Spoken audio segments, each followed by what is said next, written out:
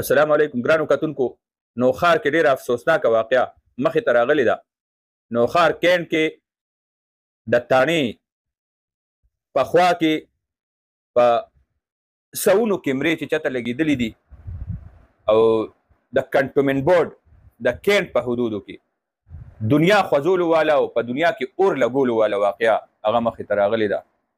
د خلکو په دې ټایم کې دا خبر د ځنګل د اور په شانتي خور شوی دی.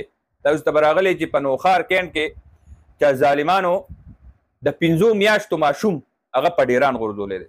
انا لله و انا الیه راجعون. اوس دې ټایم کې د اسپتال نه اسپتال ته وړی دی، پوسټ مارټم له وړی دی، خو د 5 میاشتو ماشوم د نوښار کینټ تاڼې خوا کې د دې دومره کیمرو په نظر کې د دې دومره ایجنسو په موجودګۍ کې د پولیس په خوا کې یو سړی راځي او په ډیران باندې خپل ماشوم غورځوي.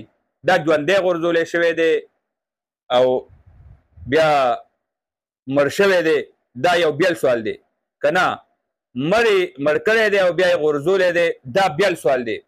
نو دې کې ډېر سوالونه مخې ته را روان دي، خو دا زما د تحقیقاتي ادارو، زما د پولیس، زما د اولس، زما د کیمرو، زما د کنټونمنټ بورډ دا د آربي سره ایریا ده. دلته کې ډېرې غټې غټې کیمرې لګېدلي. ما چې کتلي چې د چوک کې کیمره لګېدلې نو هغه د نوشهره کلام حالتونه هم رالي. نو اوس به د دې کیمرو پته لګي چې د دې پته ولګي او که نه دا واقعه هم د فایلونو نظر کې شوه، فایلونو کې کېښوی شوه او دې واقعې ته دا بانه ورکړی شوه چې بجلي نشته. کوم ځای ته چې دی کیمرو له لاړ شي نو هلته به ورته وایي بجلي نشته، څوک به ورته وایي ما سره ریکارډ نشته، څوک به ورته وایي بس دا خواصې کیمرې لګېدلي خو داسې کوي نه مونږ یې رول له لګولي. نو هغې ټول هر څه امتحان شروع شو.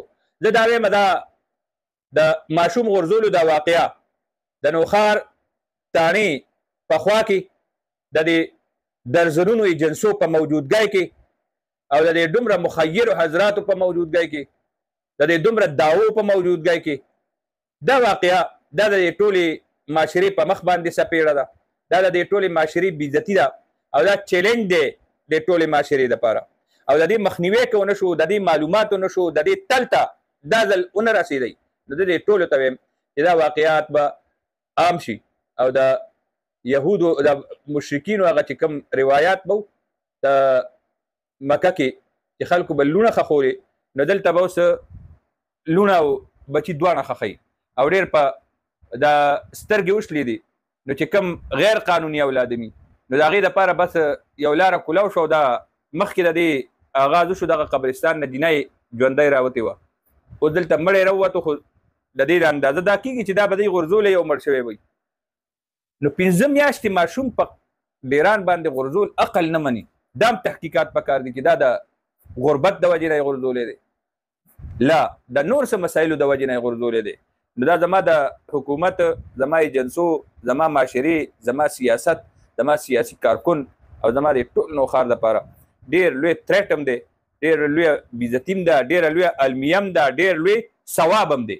او دا د دې تحقیقات که ونه شو نو راتلونکي وخت دپاره دا به دی دپاره یو ډېر لوی چیلنج